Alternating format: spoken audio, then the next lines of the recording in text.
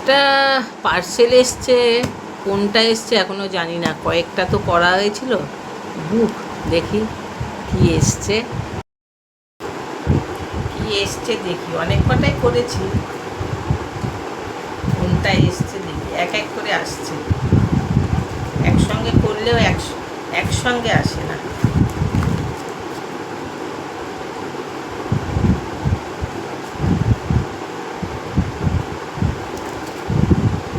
আজকে সারাদিন তো বেশ রোদে কাটলো, খটখটা হয়ে জামা কাপড় সব শুকিয়েছে, খুব কড়া রোদ উঠেছিল। আপনাদের ওখানে কেমন রোদ উঠেছিল বন্ধুরা? তারপরে আবার বিকেল হতে আবার এক পশলা হয়েছে, তারপরে আর হয়। তবে গরমটা জেঁকে সেই। আবার কত প্যাকিং করে বাবা, তুলতেই সময় বেঁধে যায়। বৌমার রান্নাগুলো খুব ভালো হয়েছিল খেতে। বাঁধাকপি চিংড়িটা তো আমি লাস্টে খেয়েছি, আগে পার্শে মাছ খেয়ে নিয়েছি, আর আলু সেদ্ধ দিয়ে খেয়েছি। এই এতক্ষণে খুলেছি, এবার দেখি কী আছে। এখানেও ভেতরেও প্যাকিং, আমার মনে হয় শোপিসটা আছে, যার জন্যই এত ভেতরে শোলা টোলা দিয়ে প্যাক করেছি।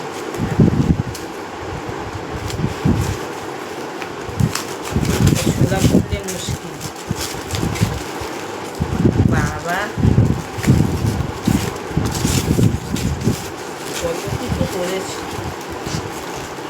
দেখছি, এবারে পেয়েছি। শোপিসটাই আছে, একটা দিয়েছিলাম না, খুব সুন্দর জানো, দেখাই।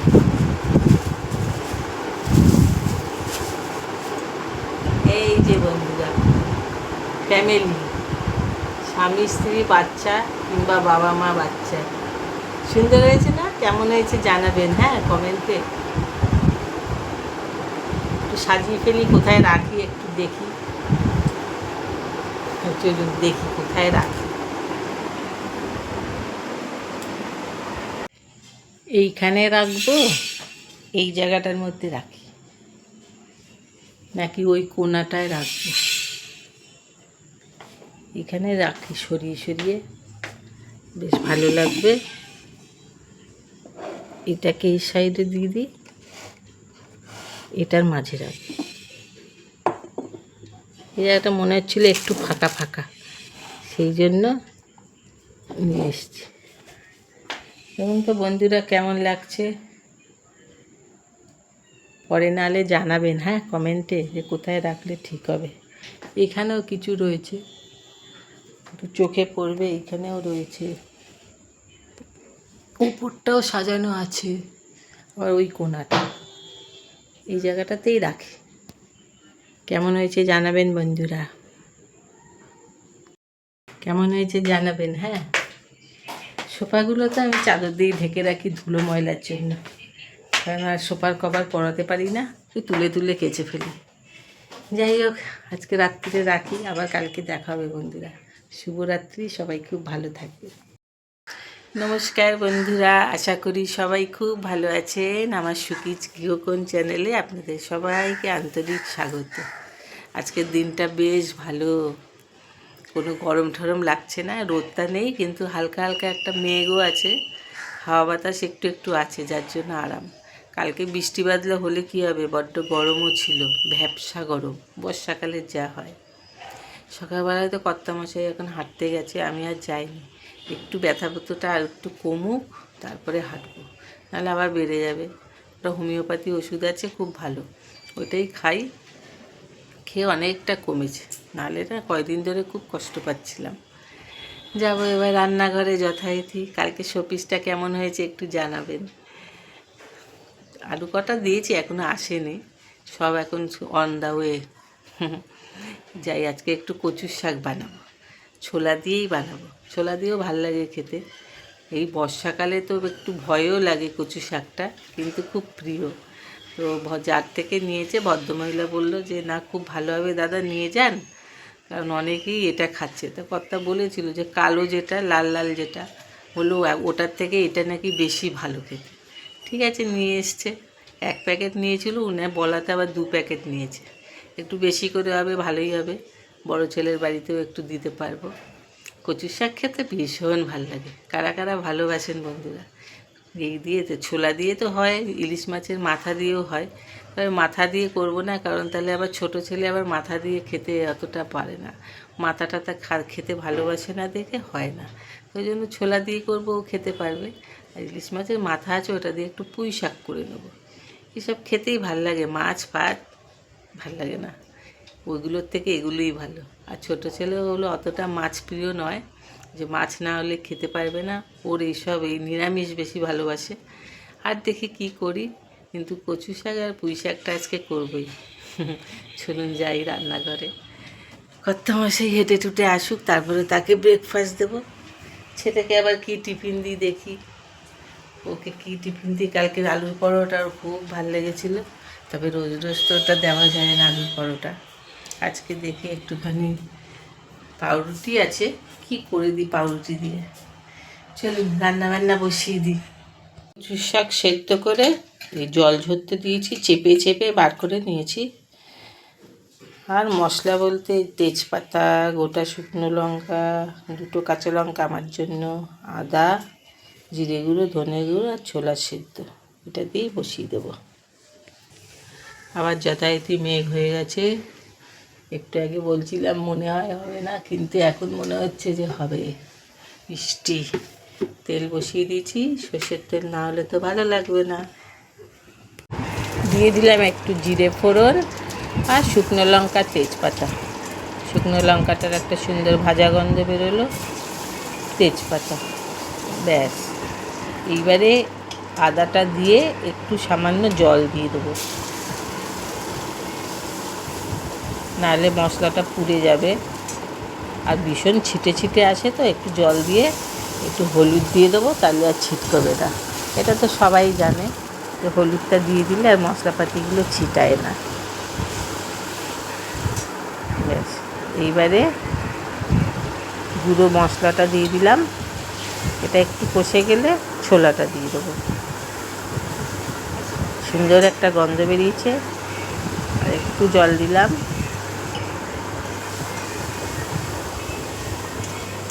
কচু শাক খেতে এত ভালো লাগে, একটু পরিমাণ মতো নুনটাও দিয়ে দিলাম। আমার যখন হিমোগ্লোবিন কমে গেছিলো, আমার প্রধান খাদ্য এগুলোই ছিল। দিয়ে দিলাম ছোলা সেদ্ধ, ছোলাটা মনে হলো একটু কম হবে, তাই কাঁচা ছোলাও একটু দিয়ে দিলাম। এই মশলার সাথে ভাজা হয়ে যাবে, সেদ্ধও হয়ে যাবে। একটু ঢাকা দিয়ে দেবো।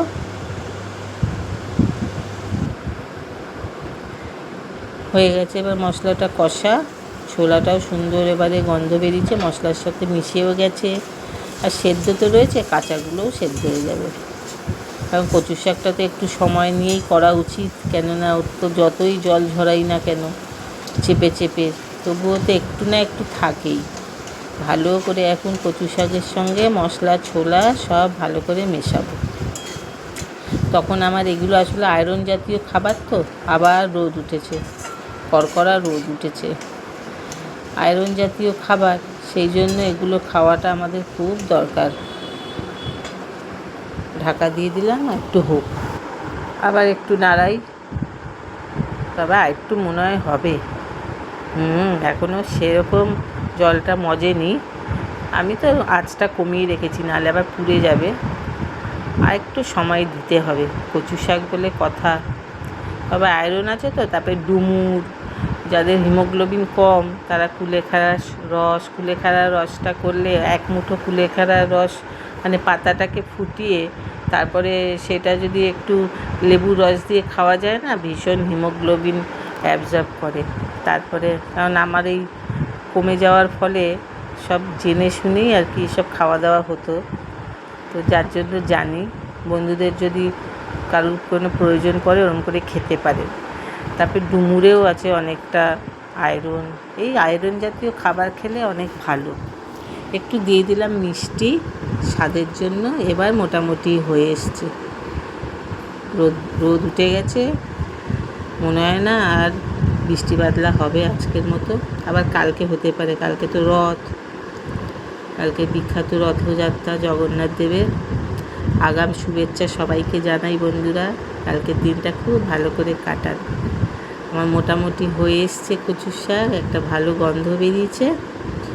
এই এটা নামিয়ে একটু ছেলের টিফিন দিয়ে তারপরে একটু, ও তো আর মাথা খাবে না, ওই জন্য লাস্টে পুঁই শাকটা বসাবো।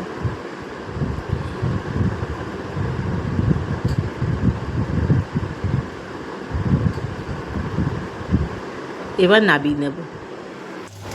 দিয়ে দিলাম 5 ফোড়ন। মাথাটা একটু হালকা করে ভেজে মানে সবজিটা দিয়ে দেবো। কোনো ঝামেলাহীন রান্না, কিন্তু স্বাদ অসাধারণ। নাম হলো ছ্যাঁচড়া। কেন যে ছ্যাঁচড়া নাম এখনও অবধি জানি না। কারুর যদি জানা থাকে বন্ধুরা একটু বলবেন তো। বিয়েবাড়ি কিংবা কোনো অনুষ্ঠানে দুপুরবেলায় যে খাওয়াতে দেয় ছ্যাঁচড়া, ওইটাই আমি যেন বেশি করে খাই, আমার এত ভালো লাগে। হয়ে গেলে এবার সবজিগুলোকে দিয়ে দেবো। ওই আছে পটল, বেগুন, কুমড়ো, একটু ঝিঙে দিয়ে দিয়েছি, একটু গাজর, পুঁই শাক, এই দিয়েই। আর মশলাপাতি বিশেষ কিছু দেবো না, এই নুন হলুদ। ইলিশ মাছের মাথাতেই তো স্বাদ আছে, আর সবজির তো নিজস্ব স্বাদ আছেই। তারপরে ঢাকা দিয়ে করব। আর আঁচটাকে কমিয়ে দেবো, জল দেবো না, কারণ সবজির জলেই হয়ে যাবে। নাড়তে নাড়তেই কতটা কমে গেছে দেখেছেন। এবার একটু ঢাকা দিয়ে দেবো, আবার আসছি।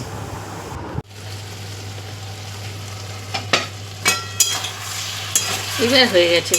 একটু সামান্য স্বাদের জন্য মিষ্টি দেবো, দিয়ে নামিয়ে নেব।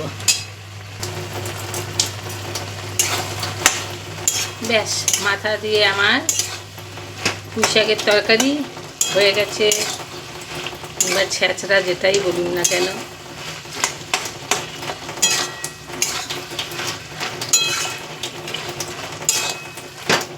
ব্যাস মাখা মাখা হয়ে গেছে, নামিয়ে নেব। কি জোর বৃষ্টি নেমে গেছে বন্ধুরা।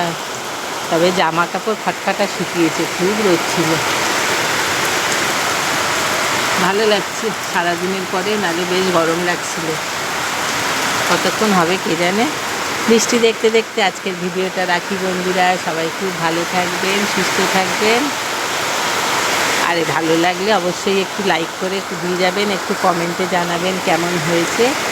নতুন বন্ধুদের ভালো লাগলে একটু সাবস্ক্রাইব করে পাশে থাকতে পারেন। আর পুরনো বন্ধু সবাইকে আমার অনেক অনেক ধন্যবাদ। আজকের মতো আসি, টাটা। বৃষ্টিটা একটু উপভোগ করি।